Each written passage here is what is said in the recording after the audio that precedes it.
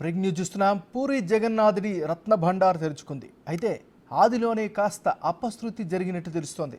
ఆలయం లోపలికి వెళ్లిన ఓ ఎస్పీ స్థాయి అధికారి అస్వస్థతకు గురయ్యారు.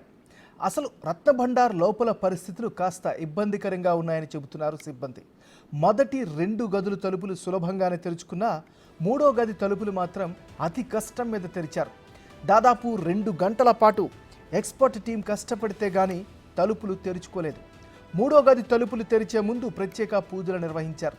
స్నేక్ క్యాచర్ టీంను కూడా అందుబాటులో ఉంచారు.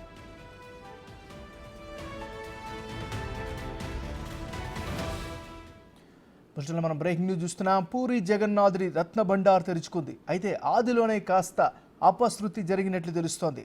ఆలయం లోపలికి వెళ్లిన ఓ ఎస్పీ స్థాయి అధికారి అస్వస్థతకు గురయ్యారు. అసలు రత్న భండార్ లోపలి పరిస్థితులు కాస్త ఇబ్బందికరంగా ఉన్నాయని చెబుతున్నారు సిబ్బంది. మొదటి 2 గదులు తలుపులు సులభంగానే తెరుచుకున్నా 3వ గది తలుపులు మాత్రం అతి కష్టం మీద తెరిచారు. ఇక ఇదే అంశానికి సంబంధించి మరింత తాజా సమాచారాన్ని మా రిపోర్టర్ రాజు అందిస్తారు. రాజు, చెప్పండి. ఎప్పుడెప్పుడా అని ఎదురు చూస్తున్నటువంటి పూరి జగన్నాథుని రత్న భండారు తలుపులు అయితే తెరుచుకున్నటువంటి పరిస్థితి అయితే ఉంది. 1978 తర్వాత ఇప్పుడు ఈ రత్న భండారు తలుపులు తెరుచుకున్నటువంటి పరిస్థితి అయితే ఉంది. ముఖ్యంగా 1985లో కూడా ఒకసారి తలుపులు తెరిచే ప్రయత్నం అయితే చేశారు. కానీ ఆ 2 తలుపులు తెరుచుకున్న తర్వాత 3వ తలుపు తెరుచుకునే ప్రయత్నంలో అక్కడ కొన్ని ఇబ్బందికర వాతావరణం ఏర్పడడంతో అప్పుడు ఆ ప్రయత్నాన్ని అయితే విరమించుకున్నారు. కానీ అప్పటి నుంచి ఇప్పటి వరకు కూడా పూరి జగన్నాథుని ఆలయంలో ఉన్నటువంటి రత్న భండార్ని ఆ తలుపులు తెరిచే ప్రయత్నం అయితే చేయలేదు. కానీ బీజేపీ ఒక ప్రకటన అయితే చేసింది. ఎన్నికల్లో గెలిస్తే కనుక ఖచ్చితంగా అటు పూరి జగన్నాథ్ని రత్న భండార్ని తెరిచే ప్రయత్నం అయితే మేము చేస్తామని వాళ్ళు ఒక ఎన్నికల్లో హామీ ఇచ్చినటువంటి నేపథ్యంలో ఆ ఎన్నికల హామీలో భాగంగానే ఇప్పుడు అంటే జస్టిస్ విశ్వనాథ్ ఆధ్వర్యంలో వేసినటువంటి కమిటీ ఈ రత్న భండార్ని తెరిచే ప్రయత్నం అయితే చేసింది.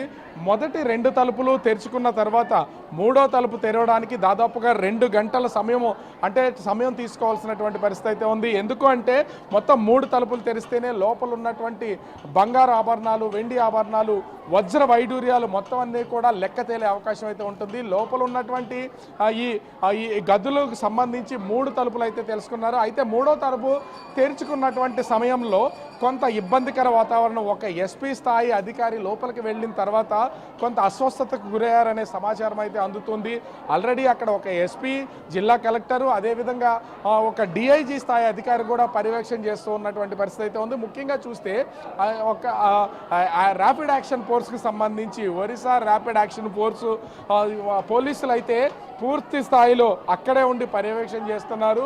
వీళ్లతో పాటుగా మొత్తము 46 మంది బృందము ఈ తనిఖీలు అయితే అంటే ఈ ఆడిట్ చేయడానికి లోపలికి వెళ్ళారనే సమాచారం అయితే అందుతుంది.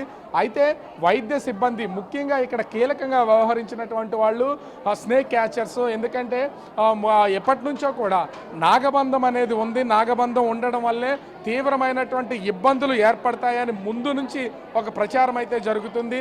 ఈ ప్రచారం ఉన్నటువంటి నేపథ్యంలో ఎలాంటి ఇబ్బంది కలగకుండా లోపలికి వెళ్ళినటువంటి వాళ్ళకి అటు పాములుంటే పాములతో కానీ అస్వస్థతకు గురైతే కానీ ఇబ్బందులు వస్తే ఖచ్చితంగా స్నేక్ క్యాచర్స్ని ముందు వరుసలో పెట్టి వాళ్ళైతే లోపలికి వెళ్ళినటువంటి పరిస్థితి అయితే ఉంది. దాదాపుగా 15 మంది స్నేక్ క్యాచర్స్తో పాటుగా వైద్య బృందం, ఎస్పెషల్లీ ఎంతో నైపుణ్యం ఉన్నటువంటి వైద్యులను కూడా లోపలికైతే తీసుకెళ్లారు. ఎవరికి అస్వస్థతకు గురైనా కూడా వెంటనే వైద్యం అందించడానికి వాళ్ళైతే పెట్టినటువంటి పరిస్థితి అయితే ఉంది.